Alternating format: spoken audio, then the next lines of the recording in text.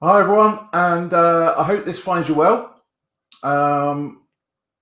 Bit of a change today. I hope there's not too much of a delay. Not feeling great today. In a lot of pain, and yeah, it's been a tough day. But I was determined still to provide this video for you for this week's episode, which is, he says, putting his brave mask on, which is this week looking at self-care still, and we are into signs and symptoms. And signs and symptoms, when you're talking about mental health, immediately you'd be thinking about stress, and you'd be thinking about low moods, motivation, lack of motivation, aching joints, etc. Yes, you've got those signs and symptoms, but they're kind of very general. Yeah. People who've got, if two people have depression, both been diagnosed with depression, they could both be displaying different symptoms. Okay. So even though they've both got the same diagnosis, they could have two separate lots of symptoms. So as we know, mental health is very individual to us, because we are unique individuals. I'm certainly unique. There's no other Nick Wilsons out there. Thank goodness, you say. So because we're all so unique and mental health is individual, that's why it's so important for you to be able to recognize what your specific signs and symptoms are. So if you think last week we were talking about identifying your baseline, and what helps to create the best version of you. What do you need in your life? What do you need to be doing? How well are you communicating with socially, with your family, with the career, etc.? Signs and so that's like the positive side, what creates the best version of you and what's your baseline. Signs and symptoms are identifying things within yourself which could be like red flags, which would suggest that your mood is going lower, you're getting low mood. That could be becoming consistent, and then it could be a fact that you're starting to snap at your partner or at your work colleagues for no particular reason, and if you're starting to have like emotional snapping, etc., then you would have that and recognize that as one of your signs. But what we really want to do is we want to identify the signs and symptoms that as early as possible. So yes, okay, snapping at someone a lot, which is not is out of character for you as a person. But what about if we can stop it before it gets to that snapping point, so we're not upsetting and hurting those around us? So what signs and symptoms, what behaviors do you display when you're starting to have a bad day? So think now of I don't know, your top three things that within yourself. If you start showing these kind of signs, then that means that you're having a bad day. And then if you really start thinking about it, taking it even further, so therefore, what do you need to do to be able to prevent these kind of things from happening? Okay. Now, typically, when we are struggling with our moods and emotionally, etc., then typically this triggers a physical response. All right. So I talk a lot about the NLP communication model. Check it out on my YouTube channel, the animated video on there. It's great. It gives you a better understanding of how we perceive the outside world and how it's built up, and this internal representation of the outside world builds up how we view scenarios, situations, the world at hand. Okay. And that's why you get so many different people seeing the same thing in completely different ways, right? Because everyone's got their unique internal representation of or perception of what they're seeing. And when we build up this internal representation, that then triggers emotional responses inside us. So it's either hate, love, fear, anxiety, jealousy, resentment, whatever it is. It will trigger some kind of emotional response. The emotional response will then trigger our external behaviors. And the external behaviors are the snapping, the irritability, being angry, having low moods, lack of motivation, all those kind of things. So how we physically respond on the outside.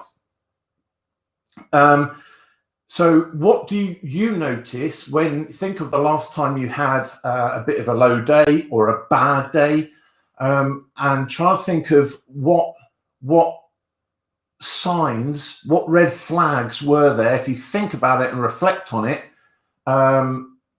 what was coming up and showing to you on your way down the hill, as it were? Okay, so I kind of give it the analogy of being on a slippery slope. Once you get on that slippery slope, it's really difficult to get a handhold and to pull yourself off it. And the sooner you do it, the sooner you intervene, the much easier it is. The later you leave it and the more momentum you build as you start slipping down the slope, then the harder it is to get off. That's just an analogy that I find easier. So if we can identify the physical responses, then as soon as we start doing something, that could be a red flag, as soon as we see a red flag or two, we can quickly go, right, I need to sort that out, and I'm going to do whatever coping strategy you've got. So what I'd like you to do is to think about what kind of external behaviors, which are classed as signs and symptoms. Okay. What triggers it for you? What do you display typically, which then you're going to have a bad day? If you're, I don't know, for me, if I wake up in a lot of pain, always a lot of pain, but more pain than usual, but I've kind of got a very quiet, a very sullen, lack of motivation, and it's an achy pain rather than just a constant sharp pain. If I feel like that first thing in the morning, typically, if I don't intervene, then that's going to lead to a bad day. So they're the kind of red flags for me. So straight away, I've identified that in the morning, as before I've even got out of bed. So then as I'm going through my routine of a morning routine to get me up and get me going, as I go through the routine, then listen to music, or I'm doing some breathing exercises in the shower, or I'm doing a bit of 5-minute guided meditation after the shower, and just lie on the bed, take 5 minutes, do 5 minutes of guided meditation, and then finish getting dressed, etc.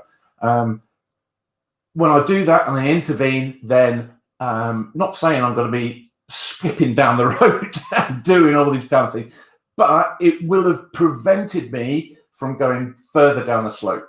So even if it just stops you from becoming any worse, that's a win. Okay. This isn't about suddenly injecting you full of drugs and happy pills and you're on top of the world. This is about preventing you from going any further. If it does put you in a happier mood, a more positive mood, awesome, brilliant stuff. But personally, I wouldn't see that as the goal. The goal would be preventing yourself from going any further. Okay. So basically, that's that. It's a very quick one this week, if I'm honest. Not just because I'm feeling like shit, but because for signs and symptoms, doing that over video. Usually there's an exercise that goes with this, and when I need responses, so it's quite difficult to do that.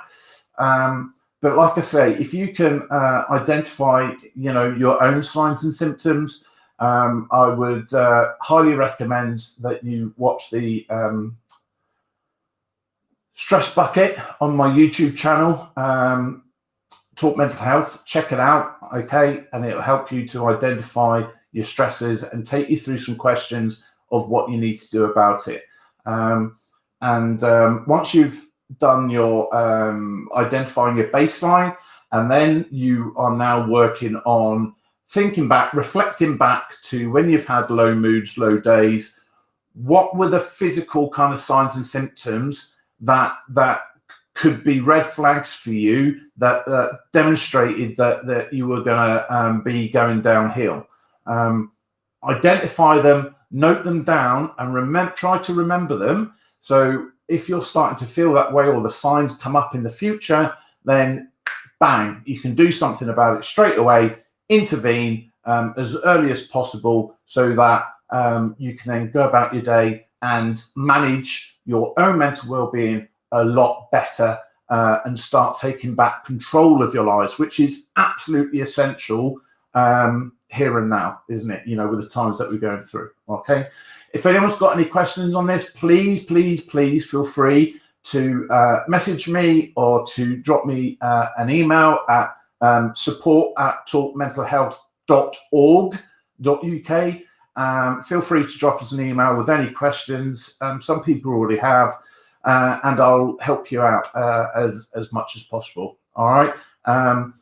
Aside from that, as ever, take care of those around you, but please, more importantly, now more than ever, take care of yourselves. Laters.